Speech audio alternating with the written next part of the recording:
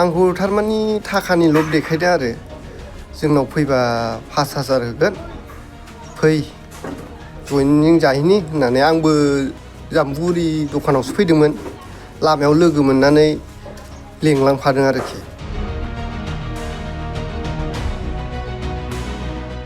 रां होगोन होननानै थगायनानै बिपिएफ दोलोआव जयनिं जाहोजानाय पुर्ण मोसाहारिया दिनै इउपिपिएल दोलोआव फैफिनबाय बावैसो सान सिगां जमदुवार बियाबनि सिङाव थानाय सेंमारि गामियाव बिपिएफ दोलोनि मोनसे जयनिं हाबाफारि जानानै थांदोंमोन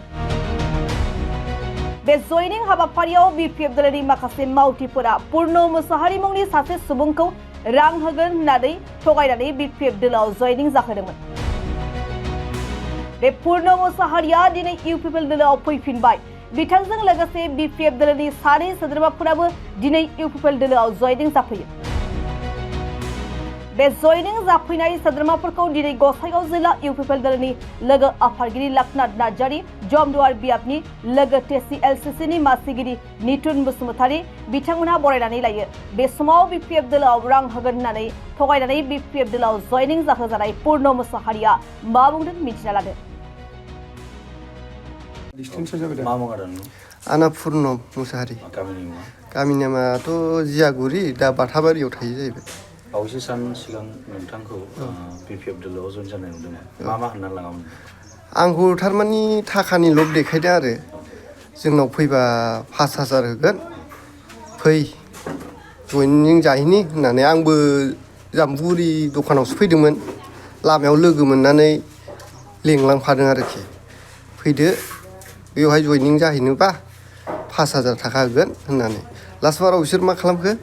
200ल' हरनानै थिनहरबाय बबे जायगायाव जइनिं जायामोन जइनिंआ सेंमारियाव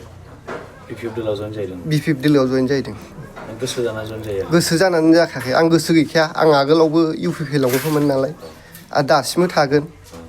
बे थाखानि लब देखायनाय आंहाबो एसे गोनांथि जादोंमोन नालाय थाखा बेनि थाखाय आं बिसिनि लबावहाय थांफ्लांनाय जाबाय नोंथां आरो सोरबाफोर थांफाबावदोंमोन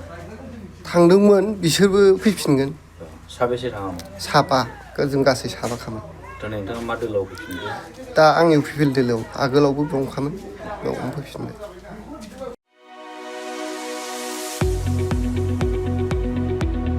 गुनगोनां गोजौ सोलोंथाइ लानो गोसो गुदुं फरायसाफोरनि थाखाय गोजोनथाव खौरां क'क्राझारनि बड'लेण्ड स्टार एकाडेमियाव फरायसाफोरनि मुं थिसननाया सोलिगासिनो 2025-26 सोलोंथाइ बोसोरनि थाखाय 6 थाखोनिफ्राय 9 थाखोसिम आरो एचएस फार्स्ट इयार आरो एचएस सेकेन्ड इयार थाखोआव फरायसाफोरनि गोदानै मुं थिसननाया सोलिगासिनो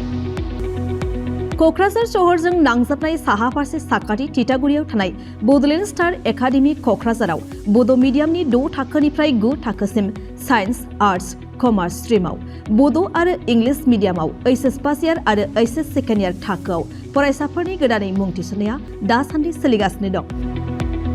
रोंगौथि गोनां फोरोंगिरिफोरनि फोरोंथाय होनायजों लोगोसे गोबां उफ्रा सोलोंथाइनि खाबुफोर जेरै डेली फ्री जेईई आरो नीट क्लास जेईई नीट आरो कम्पिटिटिभ एग्जामनि थाखाय free mock test English speaking class daily GK class career guidance library facilities personal attention हौवासा आरो हिन्जावसाफोरनि थाखाय आलादा थाग्रा हस्टेल बायदि बायदि सोलोंथाइ खाबुफोरजों गुनगोनां सोलोंथाइखौ बे बड'लेण्ड स्टार एकाडेमियाव मोननो हागोन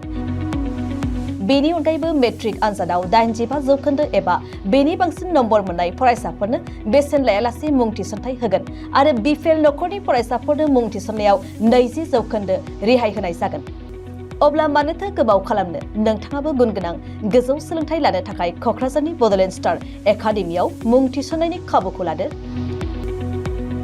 बांसिनै मिन्थिनो थाखाय गाहायाव होनाय मबाइल नम्बराव फोनांजाब खालाम मबाइल नम्बर 7638008149